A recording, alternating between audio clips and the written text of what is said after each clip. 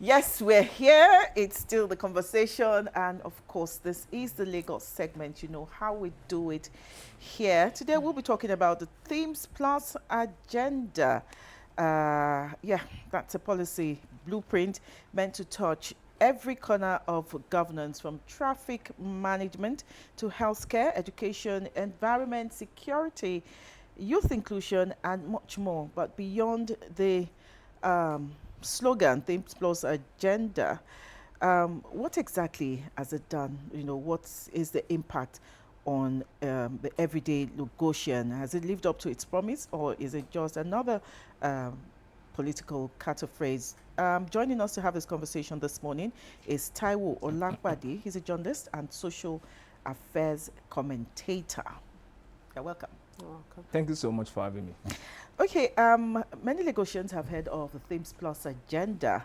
Do you think they truly understand what it means? Well, thank you very much. The Teams Plus agenda, by what we have, is a refined version of the theme. That's what Governor Babajide Sanwo-Olu came out with first. That was the initial agenda of the state government. It was initially called the theme, but now we had a plus added to it, so it's now Theme Plus agenda. And the essence is, you asked the question whether people really, if they really understand yes, what exactly it means. Of course, definitely. Okay. By the nature of, in summary, the Theme Plus agenda is just the blueprint, the economic blueprint of the Lagos State government. Okay. And we can also call it a roadmap as regards what are the plans, the policies of Lagos State government for the larger benefits of the people that resides in Lagos State. So, by my own understanding, okay, I'm quite sure that the residents can really understand it, because in terms of infrastructure, they can see it. In terms of human capital development, it is there for us to see.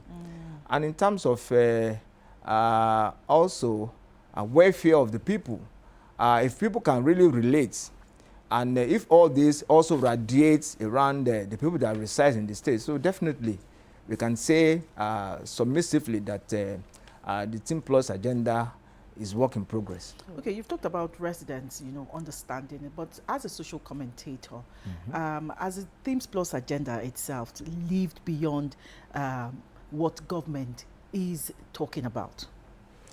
Well, my response to that would be that we know government is continuum, and we have had successive governments since the return of democratic rule in 1999. We have done 26 years of unbroken democratic rule, starting with the 1999 to 2007 of our current president, who was then the governor of the state. There was a master plan for Lagos State government, and we have seen progressively the continuation of the implementation of that master plan. We had Tinubu 1999 to 2007. We had Governor Fashola SAN 27 to 2011, thereabouts. Then Governor Ambode came, and now the reign of Governor Babajide Olushola Sanwo-Olu. So we have seen the pattern of commitment and the passion to also drive Lagos. Is a mega city, of course, and also a smart city.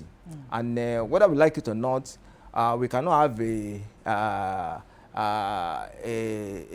somebody who does not really understand how governance work as the governor of Lagos State, because you know, by population is the largest but the smallest in terms of the landmass, but in terms of population. And so for me, sincerely, I don't envy the governor of the state, whoever is the governor, because if you think about how you want to face the socio-economic challenges, building infrastructure, you usually develop an edict. I knew the way Governor Fashola was before he came into office as governor of the state, and I knew the way he also left as governor of the state, you know, during this 8-year tenure as the Lagos State governor. Joy, All right. Joy, Okay. just one more, sorry. Okay, the very first item on the Themes Plus agenda is traffic management and, of course, transportation. And then you also spoke earlier about the alarming population we have in Lagos. Okay, has this current administration been able to manage that very first item on the Themes Plus agenda, which is traffic management and transportation so far? Well, we will see the dynamism and in application of government policy, particularly the intramodal city and nature of the transportation. And for a mega city like Lagos, which we also a typical of what we see in Johannesburg, New York, in Paris, and some other mega cities of the world, you must not rely on one means of transportation. And that's why we see the rail is coming, the blue rail, I've even lost focus. And the ferry. So they say one is a green rail, something red. We see the ferry. So that means we are making use of intermodal means of transportation, and that's why we have also seen, except for once in a while, we don't usually engage or encounter traffic bottleneck or logjam, which is very typical of a mega city. We don't usually, except if there is a broken down vehicle or an accident on the road, we hardly come across traffic per se in the metropolis, and that is largely due to what government has done as regards the traffic management. And even last month, I must also give it to them. In fact, I commend the leadership, because last month is also not just doing traffic management, they're also assisting people, accident victims. And at the point I asked the man in charge of public enlightenment, Mr. Taufik Adebayo, that how are you people doing it? And he told me that their men were also trained as regards how they can also give first aid assistance to those in emergency situation. Okay. And those are the reason why, you know how many, we have seen increments in the number of the ferry, the jetties rather, and also we have also seen more standard ferries deployed across the jetties in the metropolis. So those are some of the reasons why I can say for sure that we have seen a progressive development in terms of traffic management and transportation-wise in Lagos State. What you said about the ferries. Just recently, Lagos State government also launched about 14 made in Lagos ferries. Fantastic. Just to add to what you just fantastic. said. Okay, still on transportation and traffic management now. Let's look at some of the interventions of this present administration. And again, the role of the people who are the end users of this infrastructure in ensuring that these projects are sustained. Well, whether we like it or not, it's like when I point a finger to you like this or at you like this, the remaining four is coming back to me. So that's the way we should see governance. We are quick to say that, no, I'm not part of it. We are all in for it, whether we like it or not, in one way or the other. We as much we expect those saddled with responsibility of leading us to do the right thing. We as citizens of this country, and Lagos in particular, we must also not fail in our responsibility. Our responsibility, like number one, ensuring that we also pay regularly our taxes. And again, we gone are the days when we say, oh, this government infrastructure, it doesn't concern me, it concerns all of us. When particularly communication infrastructure are damaged or are vandalized, it affects us. So we can't lay back and say, no, I'm not part of it. So for that reason, as government, those saddled with that responsibility are also giving in their best. We, the citizens of the country, must also know that we are partners in progress. We can't just leave it to them to say, oh, how many are the people in government? How many are they? We have a population of well over 22, some say 25 million. Until we conduct a new census, the figure has not been so, has not been so static, or has not been so, we can't say a figure per se. But we all believe that Lagos is still growing in terms of population, and for that reason, we must also support government as regards how they can succeed, because it's when they succeed that we as a people also succeed. Okay, in terms of Joy, do you have any? No, go Okay. In ahead. terms of education, which is another pillar of the Themes Plus agenda, have we noticed any significant transformation in the education sector? Well, education is the bedrock of any society. If a nation wants to develop, you must accord priority, adequate attention to this sector. It's a very critical sector. We can't joke with it. If we are not educated, we can't be here. And education also goes along with technological advancement of any nation. The Asian tigers of this world, the reason why we are looking up to them, or we are also looking up to the West, is because of a deliberate attempt to ensure that they are not lagging behind in terms of education, in terms of if we are fully educated, well educated, definitely technological wise, we won't be found wanting. And that's why it's so sometimes unfortunate. I see it as a work in progress, whether Lagos State as in terms, whether Lagos now as a component of the country or Nigeria at large, we need to do more. I must be honest. We need to do in which more. areas? We need to do more as regards infrastructural wise. We need to do more. We have seen a couple of buildings and the likes, you know, around the metropolis, beautiful. But we also need that there should be equipment in terms of facilities, you know, deployed to all these schools. We also need to also encourage more our teachers, because teachers are very also important components when we talk about education. They must be well paid, they must be well taken care of. Their salaries must be a top notch. It must be of priority of concern to government, both at the state, which is subnational, and also at the national level. Because without teachers, nobody can. There is when you build it, when you have a strong teacher, you have a strong nation. Like they say for the farmers that no farmers, no nation, no teachers, no nation. And that's why I see it. So, and if we are talking about socioeconomic development, to fast track that, we must ensure that our education is top notch, and we can't for no reason compromise that very critical sector. Still on education, sorry. Now let's look at the basic education. That's primary school. I know that primary schools are under the local government here in Lagos. So do you, when you look at infrastructure-wise, welfare of teachers, do you think that the local governments handling the primary school education now are really aligning with the state government's blueprint? Well, in all honesty, I would say that for local government in Lagos and by extension every other state of the federation, I'm not sure they have much capacity per se in terms of infrastructure. If I say capacity, I'm talking about funding. I'm not sure that has been done wonderfully well.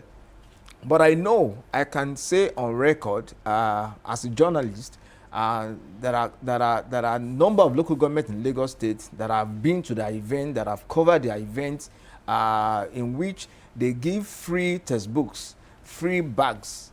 What do they call it again for all these? School bags, sandals, uniforms to students, free, regularly.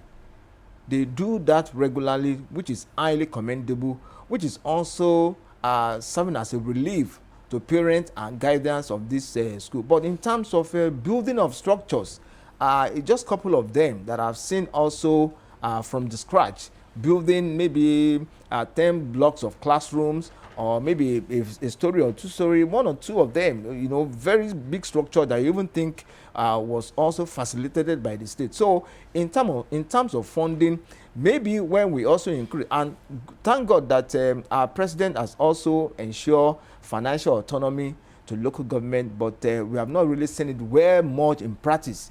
Maybe by the time we see that truly in practice, then we can really hold them accountable that if we are collecting as much fund as that, we expect that there must be, because whether we like it or not, local government is the closest to us as a people and is the third tier of government. When we see development in local government, so by extension, that means state is developed, and that means Nigeria as a country is also developed. Okay, still on education, let's talk about out of school children, and how the Themes Plus agenda in education has been able to resolve that reality. Out of school children is a very worrisome development. Very, very, and I'm happy that you are raising it. Highly worrisome development. But sadly, we see that very much in the northern parts of the country. Yeah, they have the highest statistics. You know, in terms of statistics, figures, is a very challenging, and that's why we also, it's also some researchers rather have also attributed insecurity to, because when you have children that do not, that believe that they don't really have a future, and they also believe that nobody is really taking care of them, and that's why we continue to commend former President Goodluck Jonathan with the Alimont schools that he did. But unfortunately, maybe the government that came after him did not really focus more attention on also sustaining it and also building more of those schools. Because whether we like it or not, when they see an option that education is open to them and it's free, definitely, I'm sure nobody will want to test ignorance. And that's why we also give it to the founding fathers like late Chief Obafemi Awolowo. People still talk about him, if not for Awolowo that gave the Southwest the liberation through free education. Also in Lagos State, we saw Alhaji Lateef Jakonde. People still talk. These are people who have left out.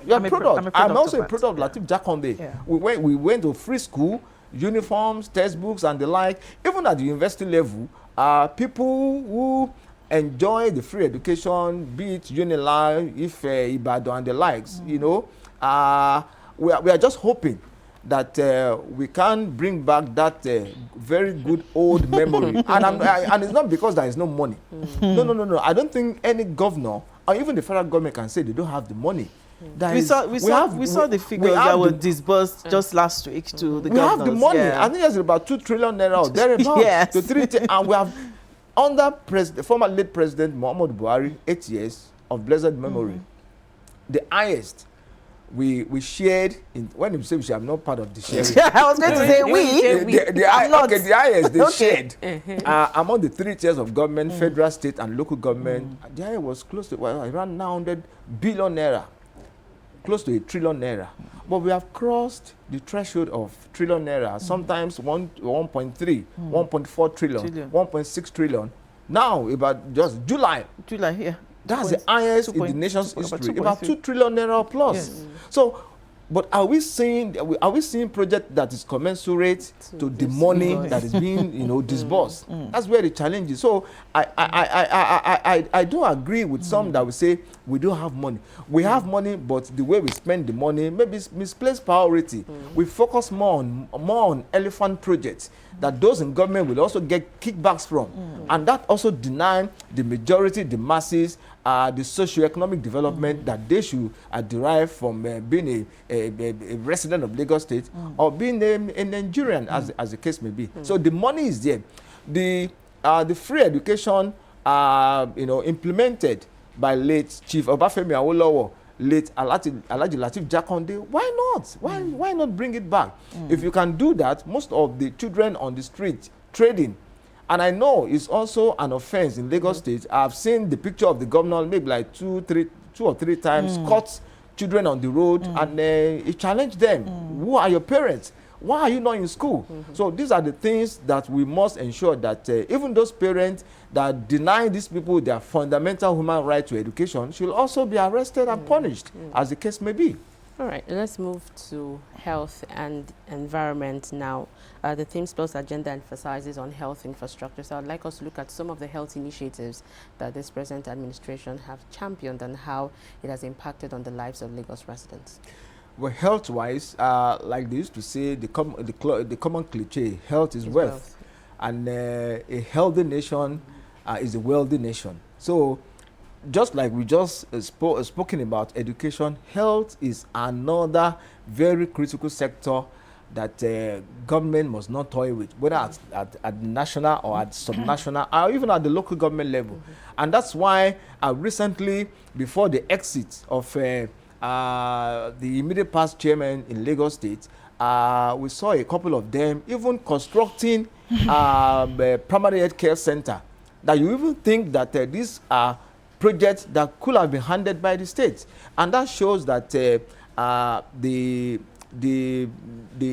allocations to them is also on the increase, because I see the governor, I think about 4 weeks ago or thereabout, before they exited office, also commissioning some projects that were executed, implemented by council chairmen in Lagos State. So for Earthwise, I think Lagos is doing well, but it's still a work in progress, because I say a work in progress because in terms of structures and facilities, we can say that to a large extent, Lagos has the capacity, but the government needs to do more, because there are people that maybe for just 10,000 naira they find it difficult to buy drugs. Now you're talking about affordability and accessibility. That's what I'm heading to. Yeah. Because the government also preaches free education, free health, but sometimes it did not really trickle down well to particularly those in the community or in the rural areas, or the less privileged or the downtrodden. So I will urge the government to focus more attention in ensuring that the free healthcare delivery that they preach, that they must also ensure that it live up to expectations. But we have the free health insurance scheme, the Ilera Eco. The Lashma, yes, the Lashma, but of course, the introduction of Lashma has also done pretty well in terms of giving people accessibility, but affordability, because you also have to register. It's also not free per se. You have to register, I think, for a family of 3 or 4, maybe around 50,000 naira, which also give you access to government facilities for your wife, maybe about 2 children or thereabout. And that's why this health insurance scheme, they call it the one that people pull resources together. It just kept my mind that we are all contributory health insurance scheme. It is not expected that we all fall sick at the same time, but for those who fell ill at the point, they have the advantage because the fund is there. So they have the advantage to receive medical care at the nearest hospital that are also very close to them at a very less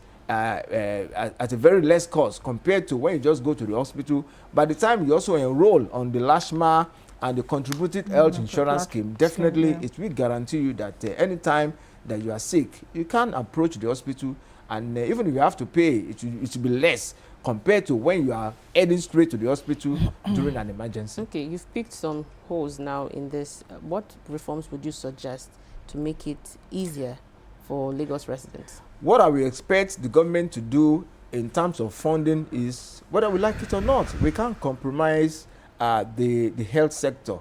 Government, just like security, education, these are priority areas. These are core areas that government must pay adequate attention to. And when we are saying adequate attention, we are talking about in terms of funding. And not just funding, you must also ensure that you follow the money.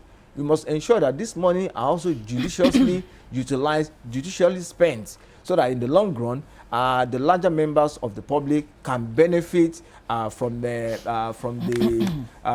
health policy of the Lagos State government. So just like I said earlier, we have seen a progressive development in terms of infrastructure, in terms of also equipment per se. Okay. However, it is a work in progress, and government, I expect, must also ensure more funding, and maybe that can also stop the trend of Japa, because our doctors that are well trained in the country are now become the subject of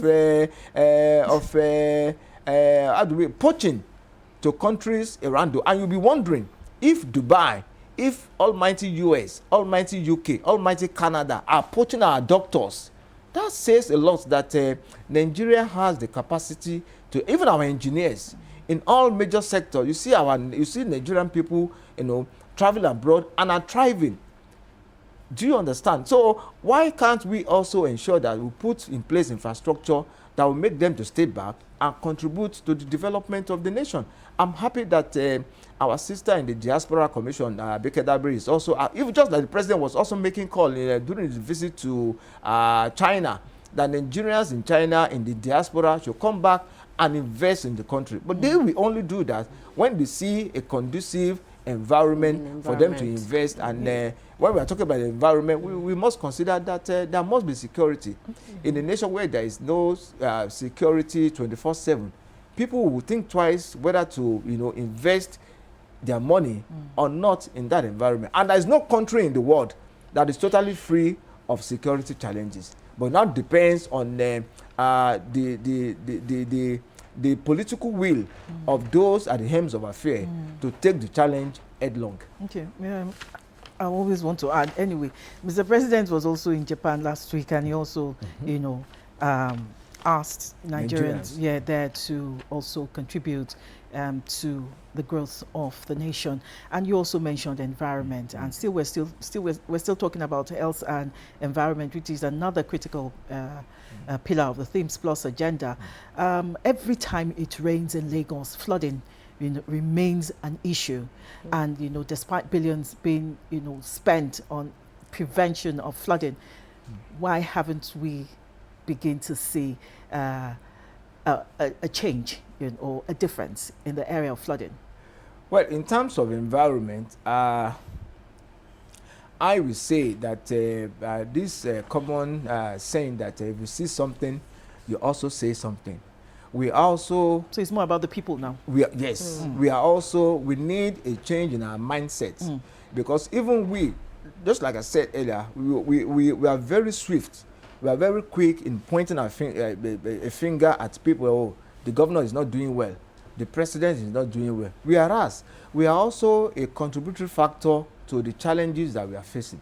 In terms of environment, we have seen a couple of, and I give it to the current Commissioner of Environment, Mr. Tokumbo, is doing a wonderful job in terms of ensuring that the environmental laws are implemented to the latter. Yes. I've seen a couple of buildings pulled down that are constructed on drainages. But people also ask the question, where was government when these buildings were constructed from scratch. From is it tinted level, all those levels and the from like, foundation. from foundation, roofing? Where were the government? Why did government allow all these structures to spring up across the metropolis when they knew that they have the master plan that this building, the governor can sit back in his office, look at the plan, and nobody will tell him to, before he gets to know that this structure I'm looking at is sitting on a drainage channel, is sitting on wetland. So why do they allow this construction? Sometimes the owners also claim that they have the documents being given to them by government. So there are compromises either way, but in the long run, if you look at even the happenings around the world, and that's the reason why NIMET, most of the time, we give a caution that, oh, we are going to experience maybe every rainfall in the next 3 or 4 days. People who live in the low line, people who live very close to the sea should also relocate for a while. I'm not saying that Nigeria is immune, but I've seen pictures, I've seen news of countries around the world. Just about 4 days ago, was this Indonesia? Over 300 people were killed by flood. These are countries that are developed countries. We have seen that in France. We have seen that in even in the US, almighty US, about 2 weeks ago. We have seen them ravaged by flooding. So this is also part of the climate change. When they tell people that there is a climatic change, some people will say, "Oh, no, the world is too bogus. Which one is climate change? Was it today that we were born? How come that we?" But because of the human nature, human attitude, we must be friendly with our environment. But it's quite unfortunate that most of us, including you and I don't know, what we do sometimes also comes back to us. When people notice that it's going to rain, they come with their refuse, they dump in the canals, they dump in the drainage, and they expect it to be taken away. No, it will surely come back. But at the point when that refuse has no way of passage, definitely there will be a blockade. And when there is a blockade, what do you expect? The water will surely come back, and people will now be crying, "Oh, government has not desilted the drains, government have not drenched the canals," and we are forgetting that we are also contributing to the challenges or the calamities that we are facing.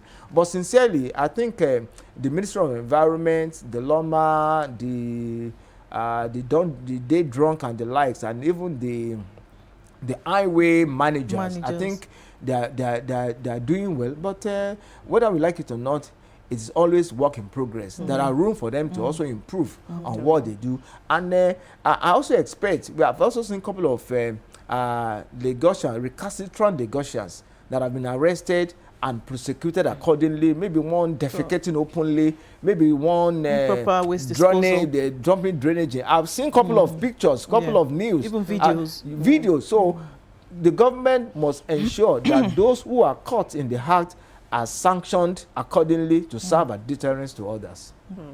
Our time is fast spent, but let's move now to the plus in the Teams Plus agenda. Now that plus signifies inclusion. I'd like you to, assess how this has trickled down even to people with disabilities, the vulnerable in the society. How inclusive is well, the plus in the theme, I think we have we have spoken largely on the initial theme.